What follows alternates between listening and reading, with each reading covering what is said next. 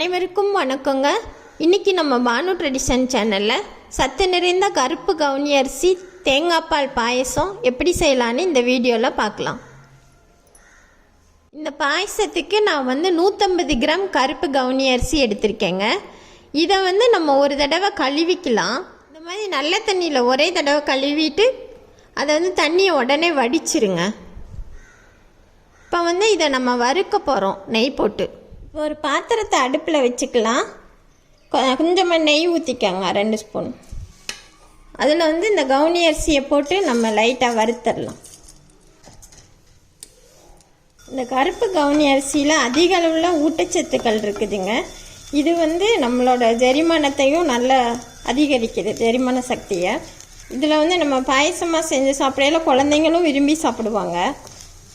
இப்போ நம்ம இதை வறுத்து கொஞ்சம் நல்ல வாசனை லைட்டாக வர வரைக்கும் வறுத்துருங்க. வறுத்துட்டு இதை 1-2 மிக்சியில் பொடி பண்ணணும், குருணை மாதிரி. லைட்டாக வாசனை வருதுங்க. ஒரு மொத்தத்தில் ஒரு 3 நிமிஷம் 3 to 4 நிமிஷம் வறுத்தா போதுங்க. இதை அடுப்பு ஆஃப் பண்ணிடுறேன். கொஞ்சம் ஆறினோன்னா நம்ம பொடி பண்ணிக்கலாம். பல்ஸில் வச்சு லைட்டாக ஒரு 2-3 தடவை பண்ணால் போதும். இந்த மாதிரி 1-2 குருணையாக பொடி பண்ணிக்கோங்க. இப்போ ஒரு குக்கரை அடுப்பில் வச்சுருக்கேங்க. இதில் 1 டம்ளர் கவுனி அரிசி, அந்த குருணைக்கு 8 டம்ளர் தண்ணி ஊற்றணும். இந்த நான் அளந்து வச்சுருக்கேன் தண்ணி. நல்லா வேகணும்.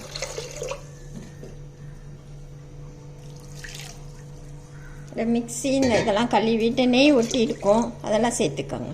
ஸ்வீட்டுனாலும் லைட்டாக உப்பு சேர்க்கணுங்க. திரும்ப உப்பு சேர்த்துக்கோங்க. இப்போ நம்ம குக்கரை மூடிடலாம். இப்போ அதில் இது வெயிட் போட்டுட்டு ஒரு 5 விசில் விடுங்க. தண்ணி நிறையா வச்சுருக்கோம்ல, அடி பிடிக்காது. 5 விசில் வச்சாதான் நல்லா கொலைய வேகும். அரிசி குக்கரில் வேக முன்னாடி நம்ம 2 தேங்காயை உடைச்சி நம்ம பால் எடுத்து வச்சுக்கலாம். இது சின்ன தேங்காய்னால 2 மூடியுமே நான் துருவிடுறேன். அது பால் 2 வகையாக, கெட்டி பாலும் அடுத்து தண்ணி ஊற்றியும் அரைச்சி 2 வகையாக பால் எடுத்து வச்சுக்கோங்க. விசில் வந்துச்சுங்க. இன்னொரு 2-3 வரட்டும். ஒரு சில குக்கரில் விசிலே வராது. அப்போ நீங்கள் டைம் பார்த்துக்கணும். 20 மினிட்ஸ் வச்சோம்னா போதும். 20 நிமிஷம் வச்சுட்டு நீங்கள் ஆஃப் பண்ணிடலாம். இதில் 5 விசில் வந்துச்சுங்க. நான் ஆஃப் பண்ணிடுறேன் குக்கரை ஆறிட்டு இருக்கட்டும்.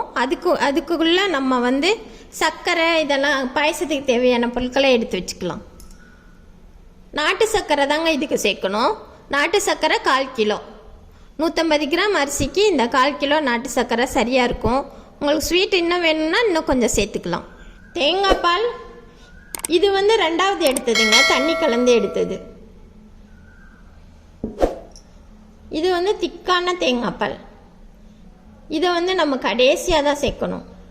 1 டீஸ்பூன் சேருங்க, இல்லைன்னா அரை ஸ்பூன் ஏலக்காய் தூள்.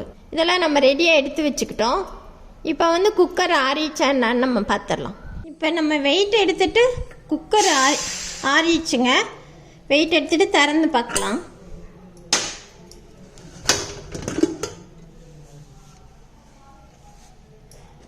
நல்லா வெந்துருச்சுங்க பாருங்க. கரெக்டாக இதே அளவு பண்ணி நீங்கள் தண்ணி வச்சிங்கன்னா அடியே பிடிக்காது.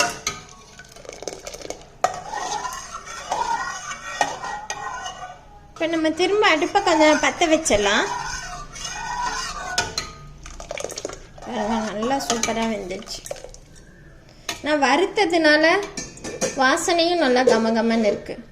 இதில் நம்ம அந்த தண்ணியான தேங்காய் பாலை ஊற்றிடலாம். இப்போ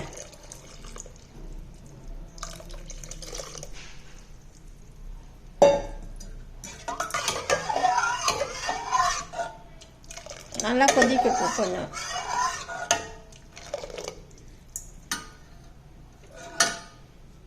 கொதி வர நேரம் சர்க்கரை போட்டுக்கலாம்.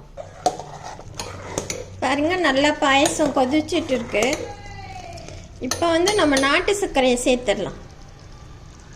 நாட்டு சர்க்கரையில் கல் மண் இல்லாமல் நல்லதாக பார்த்து வாங்கிக்கோங்க. நல்லா கரையட்டும். பாருங்க, ஒரு 150 கிராம் தான் நம்ம போட்டோம். எவ்வளோ பாயசம் வந்திருக்குன்னு பாருங்க. இதே 10 டம்ளருக்கு மேலே இருக்கும். நல்லா வெந்துருச்சுங்க, கொல கொலன்னு நல்லா இருக்கு. இப்போ கடைசியாக நம்ம வந்து இதை ஏலக்காய் பொடியை சேர்த்துடலாம்.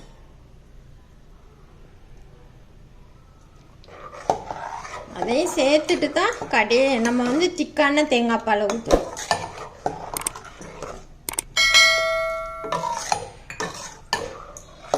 திக்கான தேங்காய் பால் ஊற்றிட்டோன்னா நம்ம அடுப்பு ஆஃப் பண்ணிடலாம். இப்போ வந்து நம்ம இனிப்பு கரெக்டாக இருக்குதான்னு நீங்கள் பார்த்துக்கோங்க உங்கள் விருப்பத்துக்கு. சப்போஸ் பத்தலைன்னா இப்போ நீங்கள் சேர்த்துக்கலாம். எனக்கு இந்த 1/4 கிலோ சர்க்கரை கரெக்டாக இருக்குங்க. இப்போ கடைசியாக இந்த கெட்டியான தேங்காய் பாலை சேர்க்கலாம்.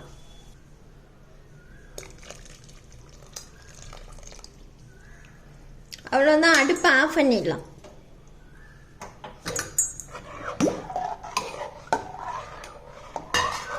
இப்போ மிகவும் சத்தான கருப்பு கவுனி அரிசி தேங்காய் பால் பாயசம் தயாராகிடுச்சுங்க. இந்த கருப்பு கவுனி அரிசியில் நார்ச்சத்து அதிக அளவில் இருக்குங்க. இதய நோயாளிகளுக்கு மிகவும் நல்லது. அதோட ஏதாவது நோய்வாய்ப்பட்டு ரொம்ப உடம்பு ரொம்ப பலகீனமானவங்களுக்கு இதை மீண்டு வர்றதுக்கு இந்த கருப்பு கவுனி அரிசி ரொம்ப நல்லது. நீங்களும் இதை அடிக்கடி செஞ்சு சாப்பிடுங்க. நன்றி, வணக்கம்.